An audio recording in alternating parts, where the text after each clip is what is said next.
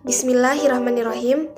Yang terhormat Bapak Ilham SPD MPD selaku dosen mata kuliah IPS di SD dan teman-teman sekalian yang saya banggakan. Assalamualaikum warahmatullahi wabarakatuh. Alhamdulillahirrabbilalamin. Puji syukur kita panjatkan kehadirat Allah Subhanahu wa Ta'ala, dan tak lupa pula salawat serta salam selalu tercurah kepada junjungan Nabi besar Muhammad SAW. Perkenalkan, saya Siti Nur Aziza dari program studi pendidikan guru madrasah ibtidaiyah dengan NIM 202101010438 dari kelas PGMI A semester 3. Baiklah, pada kesempatan kali ini saya akan mempresentasikan materi saya yang berjudul penanaman nilai dan sikap dalam pembelajaran IPS di SD.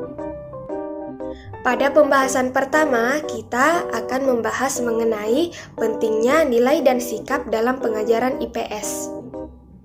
1. Pentingnya nilai dan sikap. Nilai secara umum merupakan ukuran tentang baik buruk, tentang tata laku yang telah mendalam dalam kehidupan masyarakat. Nilai merupakan pencerminan budaya suatu kelompok masyarakat. Sistem nilai tidak hanya mempengaruhi tingkah laku dan tindakan seseorang, melainkan lebih jauh dari itu, yaitu menjadi dasar untuk mencapai tujuan hidupnya. Sistem nilai yang menjadi landasan dan pedoman hidup bangsa Indonesia yang paling utama adalah Pancasila. Bagi dunia pendidikan, Pancasila menjadi dasar pendidikan nasional. Dengan demikian, nilai-nilai yang terkandung pada sila-sila Pancasila harus ditanamkan dalam pengajaran IPS. Sikap merupakan suatu konsep psikologis yang kompleks. Sampai sekarang, belum ada satu definisi yang diterima bersama oleh semua pakar psikologi. Satu hal yang dapat diterima bersama bahwa sikap berakar dalam perasaan. Sikap atau sikap mental adanya pada diri seseorang, jadi bukan ada pada alam pikiran orang sebagai masyarakat. Sikap mental merupakan reaksi emosional seseorang terhadap lingkungannya, baik secara positif maupun negatif, baik berkenaan dengan persetujuan maupun penolakan tentang kondisi sosial yang dialaminya. Walaupun sikap mental ini ada pada diri seseorang, tetapi sangat dipengaruhi oleh sistem nilai, pengalaman, dan pendidikan. Oleh karena itu, pendidikan, khususnya pengajaran IPS, dapat digunakan sebagai sarana untuk membina sikap mental anak didik. Dengan demikian, dapat disimpulkan secara sederhana bahwa penilaian sikap dalam proses pembelajaran di sekolah dapat diartikan upaya sistematis dan sistemik untuk mengukur dan menilai perkembangan siswa sebagai hasil dari proses pembelajaran yang dijalaninya. Selanjutnya, yaitu pada pembentukan sikap. Tidak dapat disangkal bahwa manusia mempunyai sifat-sifat bawaan, misalnya kecerdasan dan temperamen. Faktor-faktor ini mempunyai pengaruh terhadap pembentukan sikap. Selain itu, manusia juga mempunyai sikap turunan yang terbentuk dengan kuat dalam keluarga, misalnya sentimen kefamilian, keagamaan, dan sebagainya. Namun, secara umum, kebanyakan pakar psikologi sosial berpendapat bahwa sikap manusia terbentuk melalui proses pembelajaran dan pengalaman. Pada dasarnya, ada 3 model pembelajaran dalam rangka pembentukan sikap. Yang pertama adalah mengamati dan meniru. Pembelajaran model ini berlangsung melalui pengamatan dan peniruan, berdasar kenyataan bahwa mayoritas perilaku manusia dipelajari melalui model, yaitu dengan mengamati dan meniru perilaku atau perbuatan orang lain, terutama orang-orang yang sangat berpengaruh. Bagi para siswa di sekolah, orang-orang yang berpengaruh terutama adalah orang tua dan guru. Bagi masyarakat pada umumnya, orang-orang yang berpengaruh dan dapat menjadi model antara lain tokoh, film, artis, politikus, dan tokoh-tokoh masyarakat yang dapat diamati dalam kehidupan sehari-hari. Orang-orang ini memberi pengaruh tertentu terhadap perilaku dan kehidupan bermasyarakat. Model kedua yaitu menerima penguatan. Pembelajaran model ini berlangsung melalui pembiasaan operan, yaitu dengan menerima atau tidak menerima penguatan atau suatu respon yang ditunjukkan. Penguatan juga dapat berupa hadiah, yaitu penguatan positif, dan dapat juga berupa hukuman, yaitu penguatan negatif. Dalam proses pendidikan, guru atau orang tua memberikan hadiah berupa pujian kepada anak yang berbuat sesuai dengan nilai-nilai ideal tertentu. Dari waktu ke waktu, respon yang diberi hadiah tersebut akan bertambah kuat. Dengan demikian, sikap anak akan terbentuk. Mereka akan menerima nilai yang menjadi pegangan guru atau orang tuanya. Dan yang terakhir, model ketiga, yaitu menerima informasi verbal. Informasi tentang berbagai hal dapat diperoleh melalui lisan ataupun tulisan. Informasi tentang suatu objek yang diperoleh oleh seseorang akan mempengaruhi pembentukan sikapnya terhadap objek yang bersangkutan. Misalnya, informasi tentang penyakit flu burung. Informasi ini telah membentuk sikap tertentu di kalangan warga masyarakat terhadap penyakit flu burung, pembawa virusnya, dan orang yang terkena penyakit tersebut. Selanjutnya, kita membahas mengenai teori perubahan sikap. Teori perubahan sikap ini ada macam-macamnya. Berikut. Yang pertama adalah teori pembelajaran atau learning theory. Teori pembelajaran melihat perubahan sikap sebagai suatu proses pembelajaran. Teori ini tertarik pada ciri-ciri dan hubungan antara stimulus dan respon dalam suatu proses komunikasi. Program Yale mengidentifikasi unsur-unsur dalam proses pembujukan yang dapat memberi pengaruh terhadap sikap seseorang. Menurut program Yale, ada 4 unsur dalam proses pembujukan yang dapat mempengaruhi perubahan sikap. Yang pertama adalah penyampai sebagai sumber informasi baru. Yang kedua adalah komunikasi atau informasi yang disampaikan. Yang ketiga adalah penerima. Dan yang keempat adalah situasi. Selanjutnya, teori perubahan sikap yang kedua adalah teori fungsional.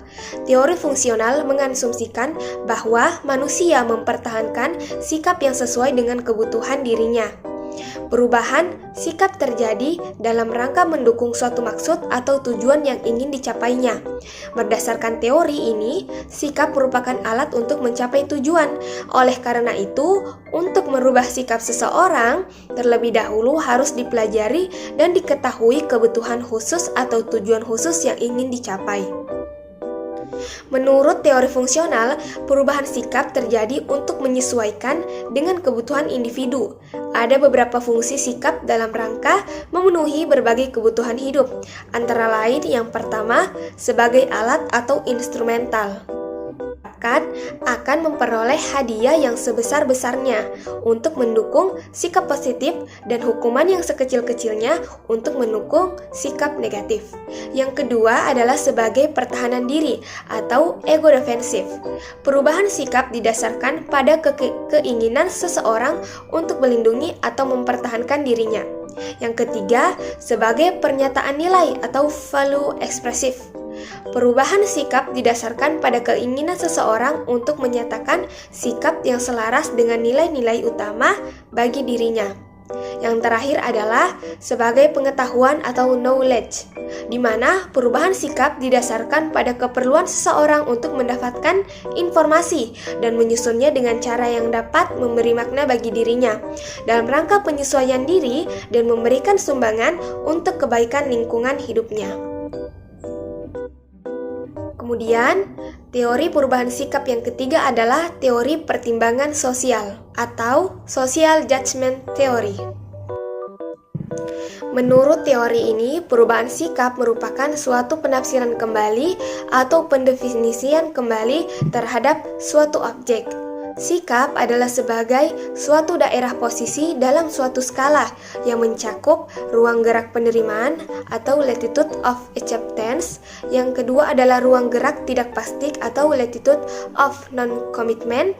Dan yang ketiga adalah ruang gerak penolakan atau latitude of rejection. Next, hubungan antara sikap, nilai, dan perilaku. Antara nilai, sikap, dan perilaku itu sangat erat kaitannya.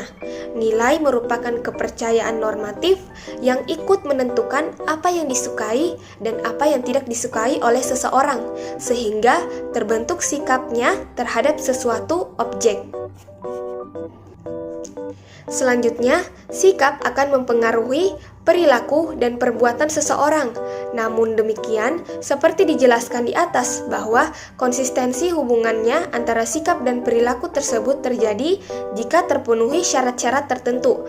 Misalnya, perasaan suka atau kecenderungan setuju terhadap sesuatu objek dapat diekspresikan dalam berbagai perilaku, seperti mendukung, membantu, meniru, memuji, dan sebagainya. Selanjutnya, penanaman nilai dan sikap dalam pengajaran IPS. Penanaman sikap atau sikap mental yang baik melalui pengajaran IPS tidak dapat dilepaskan dari mengajarkan nilai dan sistem nilai yang berlaku di masyarakat. Dengan kata lain, strategi pengajaran nilai dan sistem nilai pada IPS bertujuan untuk membina dan mengembangkan sikap mental yang baik. Materi dan pokok bahasan pada pengajaran IPS dengan menggunakan berbagai metode atau multimetode digunakan untuk membina penghayatan, kesadaran, dan pemilikan nilai-nilai yang baik pada diri siswa. Dengan demikian, terbinanya nilai-nilai secara baik dan terarah pada mereka, sikap mentalnya juga akan menjadi positif terhadap rangsangan dari lingkungannya, sehingga tingkah laku dan tindakannya tidak menyimpang dari nilai-nilai yang luhur. Menurut Paul Suparno SJ, sikap dan tingkah laku yang berlaku umum yang lebih mengembangkan nilai kemanusiaan dan mengembangkan kesatuan sebagai warga masyarakat perlu mendapatkan tekanan. Beberapa sikap dan tingkah laku itu antara lain sebagai berikut. Yang pertama adalah sikap penghargaan kepada setiap manusia. Penghargaan bahwa pribadi manusia itu bernilai, tidak boleh direndahkan atau disingkirkan, tetapi harus dikembangkan. Setiap manusia, siapapun orangnya adalah bernilai. Inilah yang menjadi hak asasi manusia, dan sikap ini harus dipunyai. Oleh karena itu, tindakan meremehkan, menghina, merendahkan, apalagi mengganggu kebahagiaan orang lain dianggap tidak baik. Dalam wujud tindakan, misalnya siswa saling menghargai temannya, tidak menjelekkan temannya, dan sebagainya. Yang kedua adalah sikap tenggang rasa, jujur, berlaku adil, suka mengabdi, ramah, setia, sopan, dan tepat janji.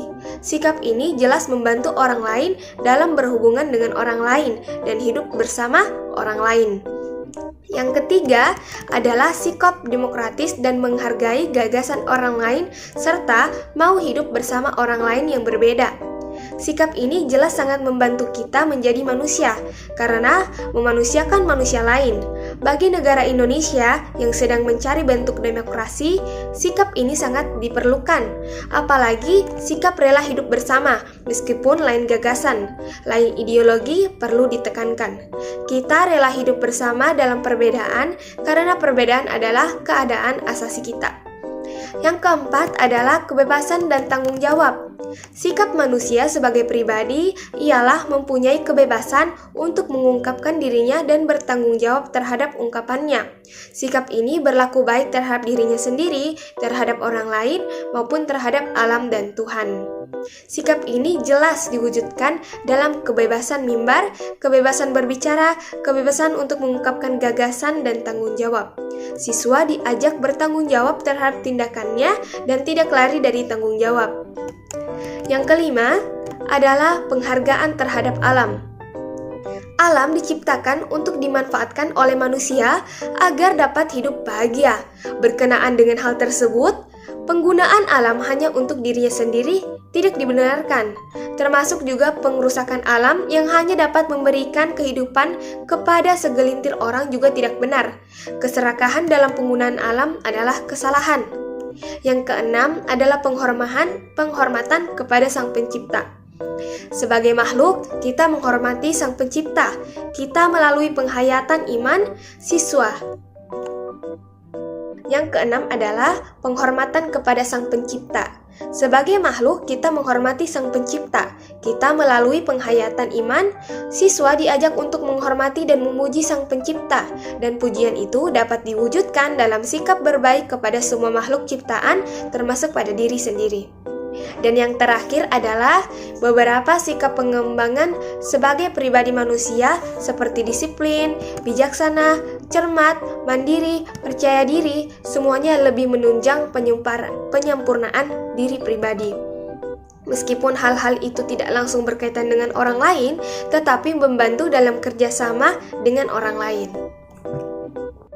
Jadi, sikap mental dan tingkah laku yang telah dipaparkan tadi harus dikembangkan dan dijiwai oleh nilai-nilai yang luhur dan latihan mengungkapkan sikap mental secara baik, terarah, dan terpuji. Pada jenjang SD, siswa harus diperkenalkan pada proses pengembangan pemahaman alasan-alasan akan nilai-nilai yang diperkenalkan. Pada siswa kelas rendah, unsur-unsur permainan dan penanaman nilai tidak boleh dihilangkan. Sebab pada tahap ini, siswa harus dikondisikan merasa senang dalam hidup bersama, bersosialisasi, dan mulai mengenal ilmu pengetahuan. Kegiatan yang dapat diperkenalkan antara lain mengunjungi museum, kebun binatang, tempat-tempat bersejarah, mengenal lingkungan alam. Ilmu pengetahuan haruslah dicintai, bukan ditakuti dan menjadi ancaman bagi siswa. Nilai-nilai yang ditanamkan kepada siswa harus semakin diperdalam dengan cara memperkenalkan mengapa nilai-nilai itu ditanamkan. Tahap demi tahap mulai dikembangkan unsur pemahaman kepada diri siswa, nilai-nilai kejujuran, keadilan, kepahlawanan harus sudah mulai diperkenalkan dan harus mendapat tekanan serta perhatian. Pengajaran IPS yang pada hakikatnya adalah pengajaran yang mensosialisasikan diri dan pribadi siswa. Dengan demikian, siswa dengan segala kepribadiannya atau sikapnya hendaknya mampu meresapi, mengadaptasi, dan mempraktikkan nilai-nilai umum yang berlaku di masyarakat. Setiap konsep, topik, tema, pelajaran IPS memiliki nilai-nilai tertentu yang oleh siswa perlu dikaji, diolah, dan ditelaah dengan cocok yang ada pada dirinya. Diproses menjadi miliknya untuk kemudian digunakan sebagai pola atau barometer perbuatannya dalam kehidupannya. Kalau nilai dan sikap tersebut memang dianggap baik untuk orang lain, maka dapat dikomunikasikan dan disebarluaskan kepada orang lain dengan cara yang wajar. Baiklah, itu saja yang dapat saya sampaikan. Kurang lebihnya mohon dimaafkan. Wabillahi taufiq wal hidayah. Wassalamualaikum warahmatullahi wabarakatuh.